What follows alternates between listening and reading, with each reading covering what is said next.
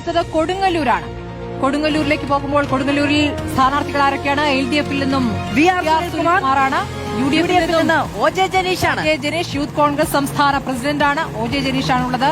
NDA-ൽ നിന്നും വർഗീസ് ജോർജുമാണ് ഉള്ളത്. ഒരു പ്രത്യേകതയുണ്ട് ഈ മണ്ഡലത്തിന്, കൊടുങ്ങല്ലൂരിൽ.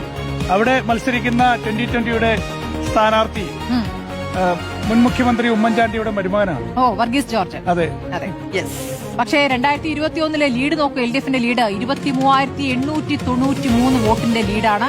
നല്ല രീതിയിൽ മുന്നേറിയതാണ് 2021. ഈ VR രാജന്റെ പൗത്രനാണ്. അപ്പോ അതിന്റെ ഒരു സ്വാധീനം, അദ്ദേഹത്തിന് സംഭരിക്കാൻ കഴിയുന്ന വോട്ടുകൾ അവിടെയുണ്ട്.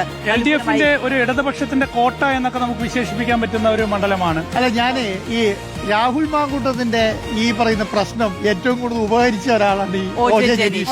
പക്ഷേ ജനകീയനാണ്, വളരെ സിമ്പിൾ ആയിട്ട് ഒക്കെ ശരിയാണ്. പക്ഷെ അദ്ദേഹം യൂത്ത് കോൺഗ്രസിന്റെ സംസ്ഥാന അധ്യക്ഷനാവാനുള്ള ഏക കാരണം എന്ന് പറയുന്നത് ഈ പറഞ്ഞ രാഹുൽ മാങ്കൂട്ടത്തിൽ മാറിയത് കൊണ്ട് മാത്രമാണ്. അതുകൊണ്ട് മാത്രം കാരണം യൂത്ത് കോൺഗ്രസിന്റെ അമരത്തുണ്ടായിരുന്ന നേതാക്കൾ രാഹുൽ മാങ്കൂട്ടത്തിൽ, അഡ്വക്കേറ്റ് അബിൻ വർക്കി തുടങ്ങിയവരൊക്കെ ആയിരുന്നു ആ സമയത്ത്. OJ ജനീഷ് പേര് നമ്മൾ അപ്പൊ കേട്ടിരുന്നില്ല. അതെ, പക്ഷെ വലിയ തോതിൽ അടിത്തട്ടിൽ സ്വാധീനമുള്ള ആള് തന്നെയാണ്. നമ്മളങ്ങനെ തള്ളി പറയാൻ കഴിയുന്ന ഒരാളല്ല.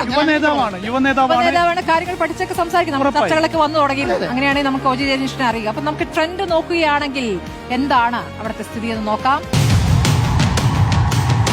OJ ജനീഷോ, VR സുനിൽകുമാറോ? Yes, OJ Janeesh. കൊടുങ്ങല്ലൂരിൽ. അതെ, കൊടുങ്ങല്ലൂരിൽ OJ ജനീഷ്. കന്നിയംഗം വിജയിച്ച് നിയമസഭയിലേക്ക് OJ ജനീഷ് എത്തുമെന്നാണ് നമ്മുടെ ട്രെൻഡ്. അതെ, അതായത് തൃശൂരിൽ ചിത്രം അല്പം മാറിക്കൊണ്ടിരിക്കുന്നു. UDF-ന് അനുകൂലമായി ചിലയിടങ്ങളിൽ, അതായത് കഴിഞ്ഞ തവണ ചാലക്കുടി മാത്രം കിട്ടിയ സാധ്യതയുള്ള മണ്ഡലമാണ് കേട്ടോ. ശക്തമായ പോരാട്ടം നടത്തി പിടിച്ചെടുക്കേണ്ട ഒരു മണ്ഡലമാണ്. പക്ഷെ ഞാൻ മനസ്സിലാക്കുന്നത് വലിയൊരു UDF വേവ്, വലിയൊരു UDF മൂന്നാമത്തെ തവണയാണ്. മികച്ച